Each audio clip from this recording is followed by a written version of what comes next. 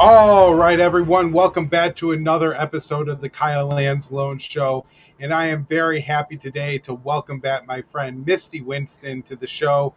She, of course, is the host of the Misty Winston Show and was recently hosting the Jimmy Dore Show, which was really cool to see. You did excellent, Misty, and I really appreciate that you have me on as one of your guests during that segment. So, how are you doing, Misty? How was hosting Jimmy Dore? Intimidating. It was really intimidating. He has a massive audience, obviously. When he asked me, I was like, are you sure? You're talking to me, right? Like, you're sure you want me to do that? And he was really cool about it. He was very kind about it. So I did one maybe a couple weeks ago where he actually had just gotten back into town. And so he was able to show up for that one, which made it a little less intimidating. I knew that if I flopped, that he was right there and it wouldn't ruin the show. So that was kind of like a nice break-in session. And then, of course, I did on Friday and then on Monday. And they all went pretty well. I think he was pretty happy with it. He didn't, he didn't let on that he was disappointed with anything that I did. So, but yeah, it was very intimidating. But it was really cool that I was able to bring people like you and somebody like Dave DeCamp on bring my people with me to help elevate you guys as well on such a major platform. Yeah, well, the chat here has some positive things to say about it, Misty. Now, I got some stuff I want to talk to you about on today's show. First of all, the GOP seems to be running away from Epstein, this is just unfolding in a crazy manner. And then I wanted to get an update from you on the Ohio train crash. I know, you kept up on that issue, and it's something that hasn't gone away for the people that live there. We need to talk about the disgusting Randy Fine and wrap it up with a discussion on Hunter Biden. So hopefully we could get into all of this, Misty. The first thing, of course, going back to the GOP's reaction and how they're handling Epstein. This week, very shocking to me, the GOP House Speaker Mike Johnson actually sends Congress home a day early out of fear that the Democrats are going to force a vote on releasing the Epstein files. This was something that was a big deal to the Republican base. And then Mike Johnson gave this statement, which I thought absolutely wild. So let's play this first clip. What I know about the president's heart on this is that he agrees with everything I've said here today. He wants maximum transparency, but he's also very insistent that we do not subject people who have already been victims of unspeakable crimes to further public scrutiny. And it would be a very dangerous thing to put those people's names out or to do a release of information in a way that is haphazard where they could be easily unmasked. And so you have to be very careful about how you do that. I think we have a moral responsibility to do that. We have a moral responsibility to expose the evil of Epstein, and everybody was involved in that. Absolutely. And we're resolved to do it. But we also have an equal moral responsibility to protect the innocent. What is popular isn't always right, and what is right isn't always popular. I had an 8th grade teacher tell me that one time. I carried it with me my whole life. We're going to do the right thing here. And the American people at the end will see that we did that in the right way and on the right timetable. So, Misty, I want to get your thoughts because this is a real political train wreck for the Republicans. I kind of break it down, and what are your thoughts on this?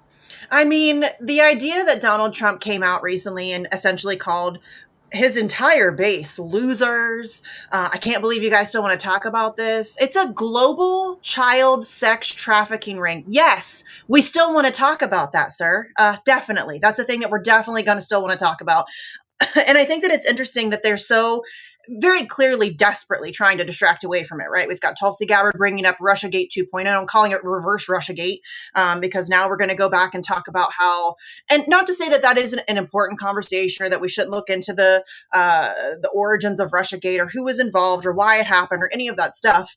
But the idea that they're so desperately trying to shift gears and move away from talking about Jeffrey Epstein and move away from talking about Ghislaine Maxwell and the global child sex trafficking ring to the extent of the fact that Donald Trump is literally insulting, spitting in the face of his entire base is really fascinating. It's not something I could have ever predicted. And I'm usually pretty good at kind of recognizing where narratives are going. This is not something I predicted at all. And I think it's crazy to witness. But I will say one of the good things that we have seen out of this and something that I think sets MAGA, and not that I'm MAGA or have any I don't really relate to them in any way. But they, at least different from liberals, they are willing to criticize Trump, at least some of them. And we've seen that in recent days. And maybe not even MAGA necessarily, but we've seen Trump supporters who are willing to criticize him openly. And we're talking big name people. And so I think that that's a positive that we can certainly capitalize on in trying to get people out of the two-party electoral system. But yeah, it's pretty wild to witness, everybody attempting to so desperately distract away from Jeffrey Epstein. Yeah, the part about it that was Mike Johnson's statement to me that I couldn't get over. It's a weird argument from the Trump administration, right? That we can't release the names of the people who were engaging in child sex trafficking because we have to defend the victims. And I mean, it just sounds to me like, if you had somebody who was assaulted and the police say, well, we're not going to arrest the guy who beat you up because then people would know that you got beat up and isn't that bad. It's like, no, a part of justice is getting retribution, holding the people accountable who did terrible things. And so were you shocked by him smacking the desk as he was saying this? Yes. I mean, not only that, not only do you want to see, some form of justice for the victims, but we need to get those people off of the street. Like, they need to be out of public life. They should not be living amongst us in society. These are literal child rapists. And so the idea that he's minimizing that or trying to make it seem as if he cares about the victims, it's so offensive to me. Clearly, they don't care about the victims because the victims themselves, some of them, have been desperately fighting for justice and to get their stories heard for a very long time. So it's very clear that they don't care about the victims at all. They care about themselves. This is all kind of personal preservation. They're worried about themselves. I think that, we heard recently that Trump was informed in May that he is in fact in the Epstein files. Elon Musk alluded to it, or really just said it out loud, that he is in fact in the Epstein files. I think a great many people who are in government currently are probably in the Epstein files. To what extent or how involved they were, we're probably never going to know. But I think that for sure, there's no question about it, that there are a great many people who are currently right now holding very high levels, very high positions of power and authority, who are in those files and who are very guilty of I don't know that there is a more heinous crime than child sex abuse. I can't think of it. Maybe committing genocide. I would say that that's probably worse. But the idea that we're not going to go after these people and hold them accountable because we care about the victims is absurd on every level.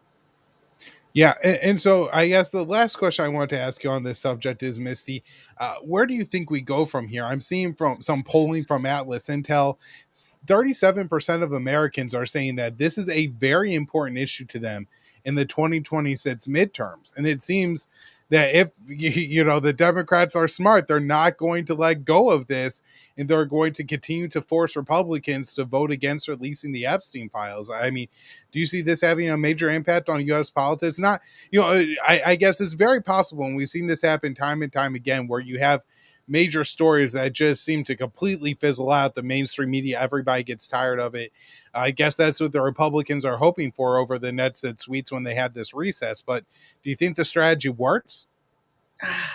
I doubt it. I think that this is such a big story. And I think that the way that it's been handled in particular has really made that impossible, because I think that a lot of people now are incredibly suspicious. If they weren't already suspicious before, now watching this very brazen attempt at covering it up and kind of making it go away, I'm not sure that they can really silence it at this point. But what I think is really disgusting about it is, as you just said, the Democrats shouldn't let this go. There are Democrats in those files too. And what really makes me angry about this whole situation is that it is being used as a political football. Like, child sex abuse victims are being used as a political tool. They're being used as like a political weapon to score points in a midterm election. And that's just so vile to me. This shouldn't be a partisan issue. This shouldn't be a matter of, who can score the most points on this thing. It should be about getting justice and accountability for the victims, regardless of who it exposes or who, needs to be held accountable. And that's not how they're looking at it. They are in fact using this as, I think it was Nancy Mace even, I don't, no. What's her name? Anna Paulina Luna or whatever. she was tweeting about how, oh, Democrats now pretend to care about child sex trafficking victims, but did they care about the trafficking victims that came across the border? And it's, to me, that's just such a vile way to address this issue, because you're just using it as it's like to score political points. And that's just gross. All of the child abuse victims, whether it's the Epstein files or the human trafficking that happens through the immigration issue that we have, all of that should be off the table in terms of just scoring points. There should just be accountability, but that's just not how it works in this country, unfortunately. Right. I guess this is one of the few times where scoring political points actually aligns with the interests of the American people. And so I guess if that's what we had to tolerate, a whole bunch of political grandstanding from the worst of the Democrats in order to get the truth about, the largest child sex networking that's existed in this country is certainly very important. Yeah. Now, Misty, another very important subject to Americans, is the results of the Ohio train crash. I mean, when this initially happened, there was quite a bit of attention paid to it. And I think one of the things that probably really hurt the Biden administration was their inability to respond to domestic issues like the train crash, like the fires in Hawaii, like the hurricane in, I believe, North Carolina. And so I just wanted to take a minute. I know you're in the area to talk about the results of that train crash and, how's the cleanup going?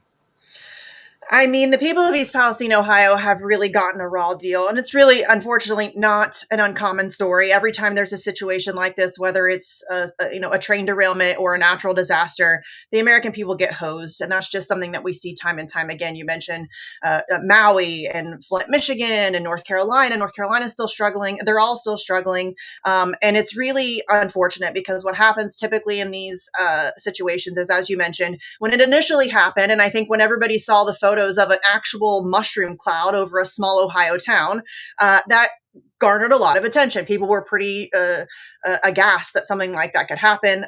And so I think it did get some attention initially, but it fell off the radar very quickly. Unfortunately, there's a lot of stuff that we're being pummeled with on a daily basis. There's always bad news. There's always something happening. There's always a new conflict or a new drone strike or whatever it is. And so people have a difficult time keeping up with everything that's going on, which I understand. So I'm grateful that you're bringing it up and talking about it here, because the people of East Palestine are still dealing with a whole host of issues that are as a result of this. So they're still dealing with a significant amount of health issues. A lot of the residents in the area say that they're still dealing with things like skin lesions and headaches and rashes and respiratory issues and skin issues and all kinds of stuff. They have been struggling to get actual legitimate answers from anybody. They've been struggling to get any kind of accountability. They did strike a deal with Norfolk Southern, which is the train company, the railway that was responsible. Norfolk Southern drugged their feet. They attempted to pass the buck. They tried to get some of the responsibility spread out amongst, like, for example, the manufacturer of the train cars, which is absurd. But they did their very best to try to avoid at least a certain level of accountability. They have had to pay it for a lot of the cleanup, but this is really dangerous and toxic chemicals that were leaked into their air, water, and soil. And these are people who don't have a lot of money. This is a very poor area.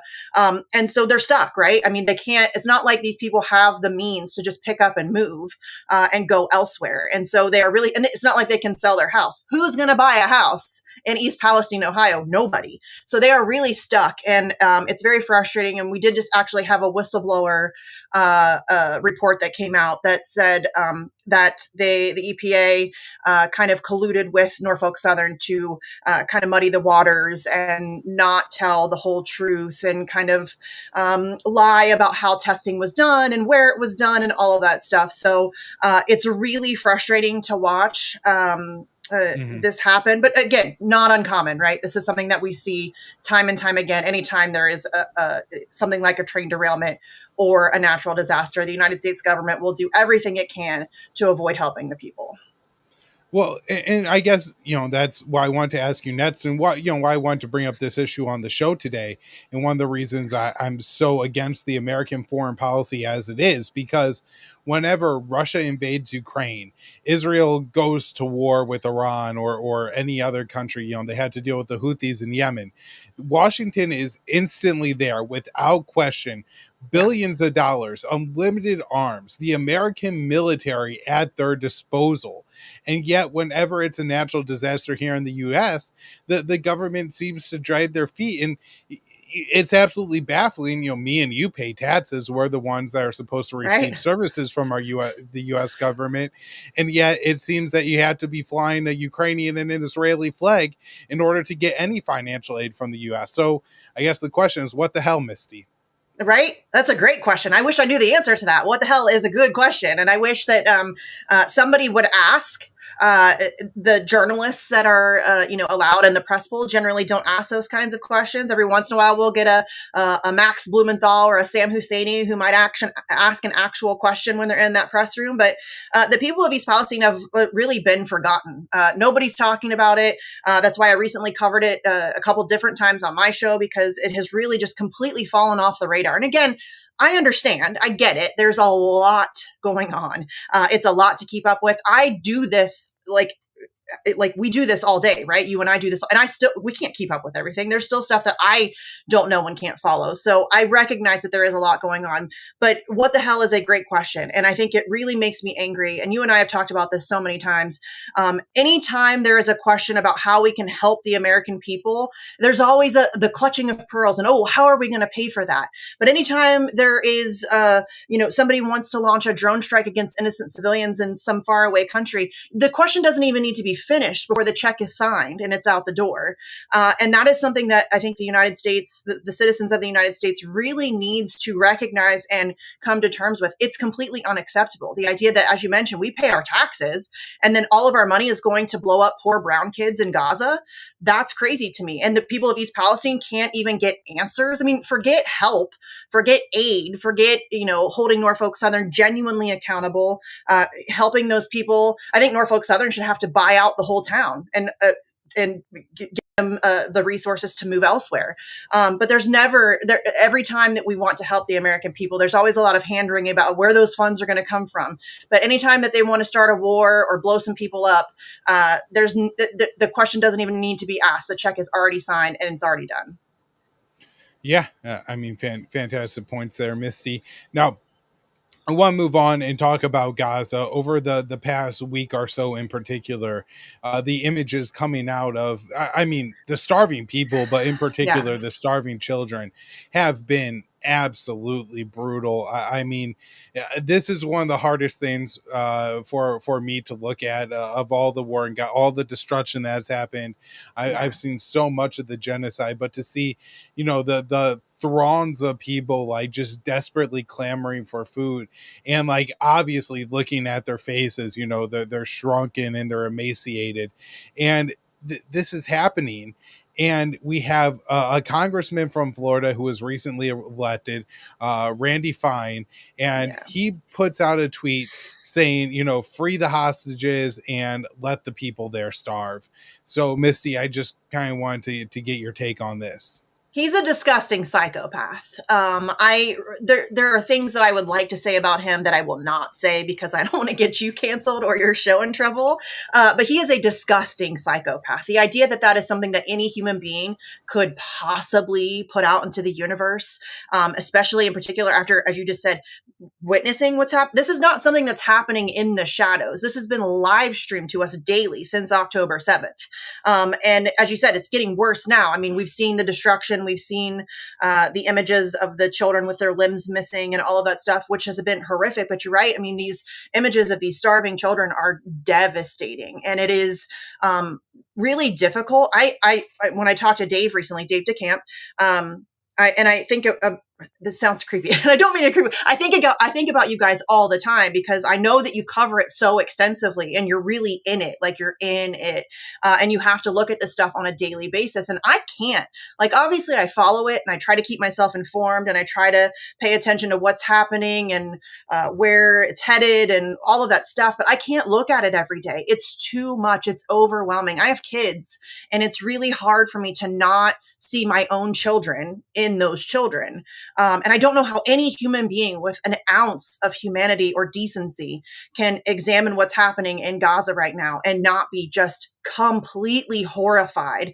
And the idea that we are completely complicit. We are the ones arming and funding it. We are the one. I mean, it is beyond my ability to comprehend how anybody could possibly be okay with that. And the idea that he's saying release the hostages, Kyle, you and I both know this has never been about the hostages. They don't care at all about the hostages.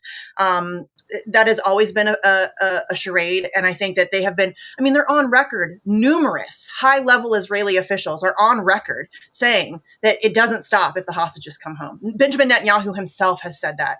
So it's never been about the hostages. And even if it were, and even if you release the hostages and everything ends, the devastation has already been done. The damage has already been done. The lives have already been lost. And there's really no coming back from that. And it's a stain on humanity that we just will never be able to erase.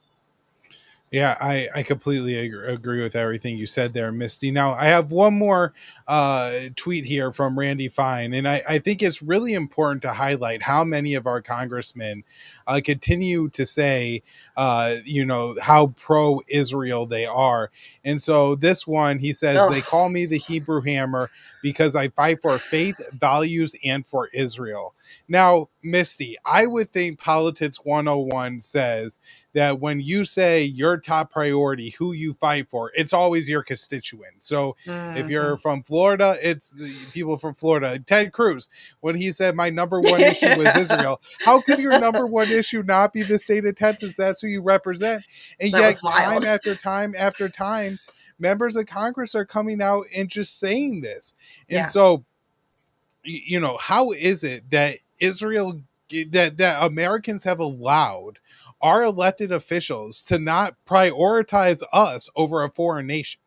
It's crazy business. And you're right. When Ted Cruz said that out loud, my jaw literally hit the floor. I was like, did he really just say that his number one priority upon being elected was to protect the state of Israel? Like, he's admitting that out loud. That is wild behavior.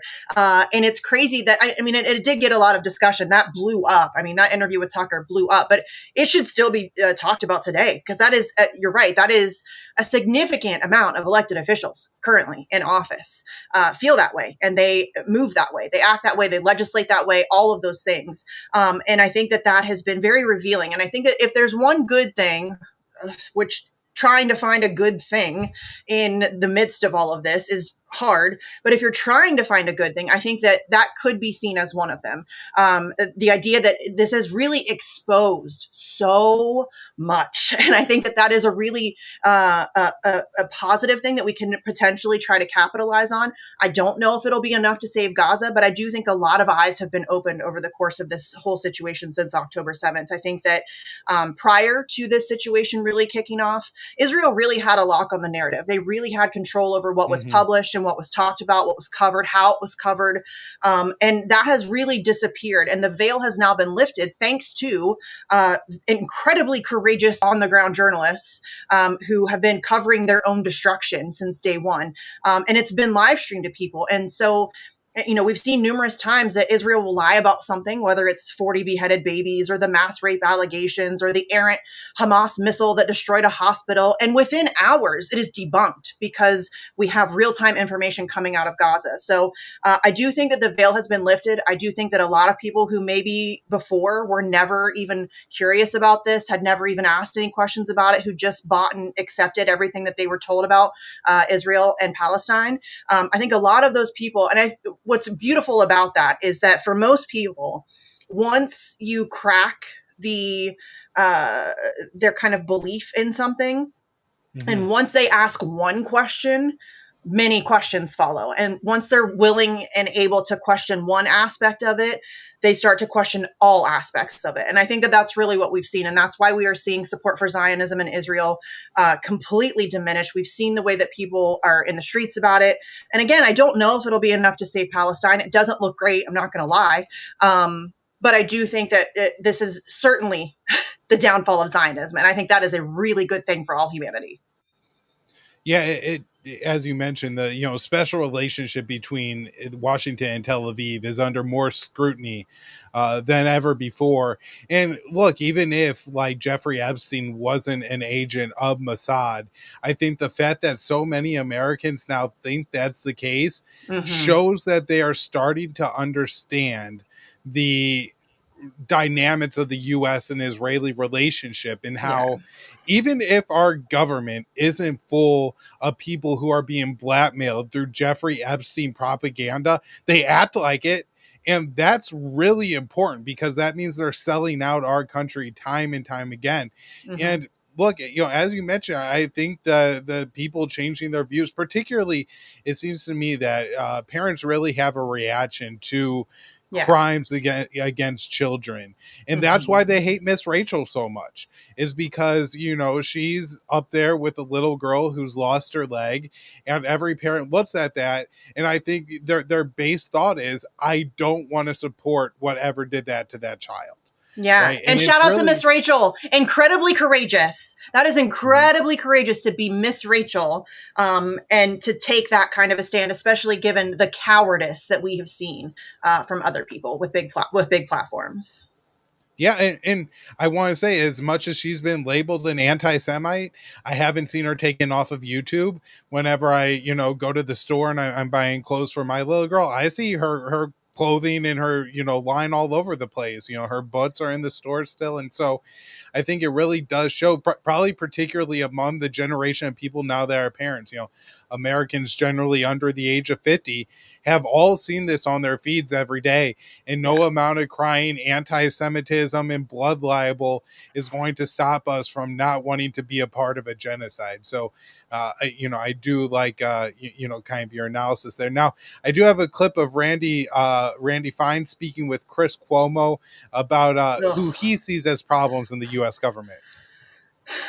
I think terrorism, there are extremes. I believe that when someone blocks the road and keeps a pregnant woman from getting to the hospital, that's a form of terrorism. They're not all the same. It's not the same as blowing yourself up. But I believe that when you adopt the policies that Ilhan Omar has adopted, when you support Hamas in the way that she has, you're supporting terrorism. And the people who are in Qatar running Hamas, they aren't blowing anything up, but they're still terrorists. Benjamin Netanyahu is trying to make sure 1,200 Jews don't get killed again, like happened on October 7th. He has been a warrior to protect Jews all over the world. And you have a habit of conflating Muslims with terrorists.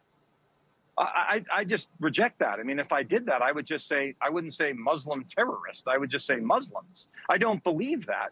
But I don't believe all Muslims are terrorists, but I also don't believe no Muslims are terrorists. So it seems absolutely wild to me that a man who puts the state of Israel first, a state that's in the middle of a genocide, is now accusing one of his colleagues of being a terrorist sympathizer. Your thoughts on this, Misty? He's a terrorist sympathizer. I'm so sick of this. And it's kind of along the same lines of the anti-Semitism thing. I think that they've overplayed their hand here. It's very clear who the aggressor is here. It's very clear who the oppressor, if you want to use that term, is. And it's not the Palestinians. It is not the innocent children who are being slaughtered en masse every single day. That's not the case. And I'm no fan of Ilhan Omar at all. But she's absolutely correct here. It's the only logical position to take on this issue. This is a genocide, and people have tried to hem and haw about that and debate whether or not it's an actual genocide. It's not up for debate. It is not up for debate. It is a genocide. And really, Israel has not been shy about expressing their desires to do so. They have been really unabashed about their expression of exactly what they intend and plan to do. And for a long time, this is not a new thing. Israel has been talking about this and planning for this for a very long time. So the idea that somehow it's the Palestinians or that it's Hamas that is, we should also point out that Israel funds and supports Hamas, or has in the past. I mean, Scott Horton did a fantastic, and Connor, I think, also helped him with that. Yep. A fantastic article, well researched, and we're over the course of many, many years, they have talked about this and have again, they've not been shy. So the idea that Randy Fine is calling somebody else a terrorist sympathizer, my guy, find a mirror and look in it, because you are in fact the terrorist sympathizer here. And this line of of this rhetoric, this propaganda that he's trying to spew in order to garner sympathy and support for Israel is not working anymore. People don't buy it. Now, obviously, there are some who do. There are some ardent supporters. There are some Zionists of all walks and religions who, it doesn't matter what Israel does, they will always and forever support them. But generally speaking, it's not working anymore. People don't buy it. They're not interested. And it really, they have overplayed their hand. They did it with anti-Semitism for many, many years. Nobody ever wanted to criticize the state of Israel because they didn't want to be labeled as anti-Semitic. It's not working anymore. And I think that it's the same thing with this whole terrorist sympathizer thing. Nobody buys it anymore, Kyle. Yeah, I agree with you, Misty. Now, for all my optimism that the American people are really changing their viewpoints on Israel and that this could sever the special relationship between the Washington and Tel Aviv, I get disappointed when I see votes like this. So AOC voted against Marjorie Taylor Greene's $500 million reduction in aid to Israel. And, she argues that, this is for defensive weaponry, which, it just allows Israel to be belligerent, right? But what do you make of AOC? She calls Marjorie Taylor Greene a neo-Nazi, by the way. That's why she can't vote for this in another tweet. What do you make of AOC, refusing to go along and voting to cut aid to Israel? I don't care. If Marjorie Taylor Greene actually is a neo-Nazi, I don't care. I'm voting with that. Like, it's the only logical choice to make, especially as a so-called progressive. But you and I both know Alexandria Ocasio-Cortez is an absolute fraud. She is a manufactured product, right? She is the sheepdog. She's the new Bernie Sanders. And I think that has become abundantly clear over the past many years. And this is not the first time that she voted for the Iron Dome once before and then cried on camera and made it, it's just such a terrible, hard decision to make. It's not a hard decision. And the idea that she's trying to say that, this is not about defense or this is not about offensive weapons. It's about them being able to defend themselves. My girl, they're committing a genocide. They get nothing. They should get nothing. $0, zero weapons, zero aid, zero help, period. So the idea that she's trying to equivocate and justify and do all kinds of mental gymnastics, and she's on Twitter throwing a tantrum because people are criticizing her.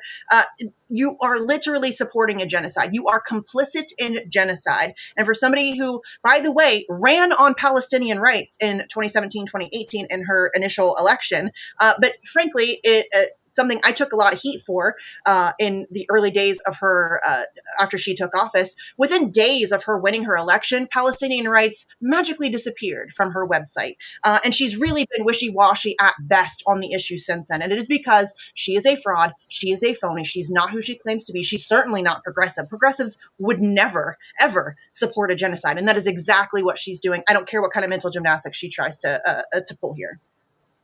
All right, Misty, that's probably a good place to wrap it up for today. Thank you so much for coming back on the show. Of course, thank you for having me on the Jimmy Dore Show. I really appreciated that. I hope you got a boost. I hope you got a boost from that. I definitely did. I got great feedback. People seem to like you hosting and the guests that you had, including myself. So again, I really appreciate it. And of course, I will hope you will come back on the Kyle Anzalone Show in the future. And we'll talk again soon, Misty. Yes, of course. Thank you. I appreciate it. You're welcome.